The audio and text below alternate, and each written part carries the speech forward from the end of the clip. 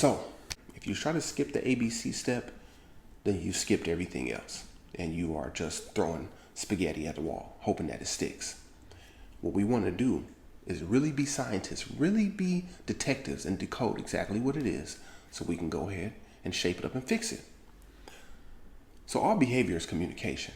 We need to know that from the get-go, okay? Behavior itself is neutral, meaning that it's not good or bad. It really just depends on the situation. That's why it's really important that we talk about ABCs today. You'll see why in a second. So all behavior is communication. Behavior is neutral. And what we want to do is shape better communication, because by shaping better communication, you shape better behavior. Okay? Now let's really get into the nitty gritty. And let's start from the inside out approach. Let's start with the B, which is behavior. Okay, that's everything that a person does. Okay? They sleep, they hit, they kick, they scratch, they shoot, they bounce, they dribble. Everything that a person does is the behavior, okay? Once again, it can be interpreted as good or bad depending on the situation. Now, A, the antecedent, what happens before the behavior, okay? This usually sets up the situation so that the behavior happens and then some type of consequence occurs, okay? Let's see. A consequence, everything after the behavior that occurs. And there's many types of consequences. We're not going to get too deep into that right now, but the two main consequences we'll talk about are reinforcement and punishment. But just know today that a consequence is what happens after the behavior. If we look at this picture right here, we can see the consequence of this manager's behavior, the one from the Braves. He looks like he just got finished giving the umpire a piece of his mind. That's the behavior. And as a result, the consequence, he's out of here. Okay, he's getting thrown out the game. So that's just one example of the many that we'll go through as we go through boot camp. Whatever they're doing, it produces its own reinforcement. It feels good by itself. It doesn't need anybody else to get involved. They can access it on their own, okay? Typically, this would be spinning in circles, running back and forth, flapping hands in front of a face. It could be rubbing a favorite blanket. It could be something more adult, but as you get older, you start to have different sensations, and we start to get into the realm of masturbation. These would all be considered sensory because they don't need anybody else to be involved, and they feel good on their own, okay? Next is escape.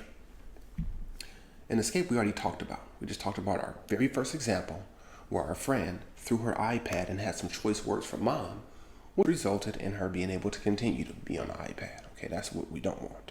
But that's another one. Then attention. Okay, this is most of what we do. Most of what we do as human beings typically is for attention. Okay, it causes some type of social interaction, whether that means touching, whether that means talking to, whether that means eye contact.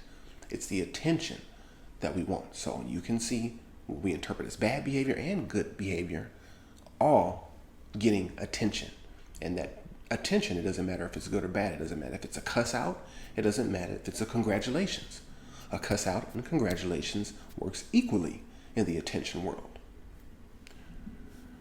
And the last one is tangible. So that's something that we can actually do, some type of physical item or activity. Typically, revolves around screen time or toys. So our friend, you could even argue that it was a tangible item that she wanted to get back to earlier, as opposed to just an escape. But, we'll leave that for then. Right now, all you need to know is that tangible means I want some type of tangible item, a food, a toy, an object, or an activity. The swings, the slide, a game. I want access to something, okay?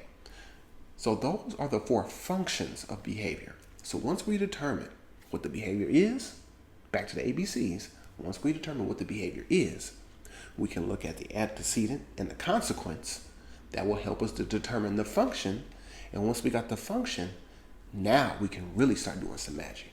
And the 4 functions. These are the foundation for everything else we'll cover in boot camp.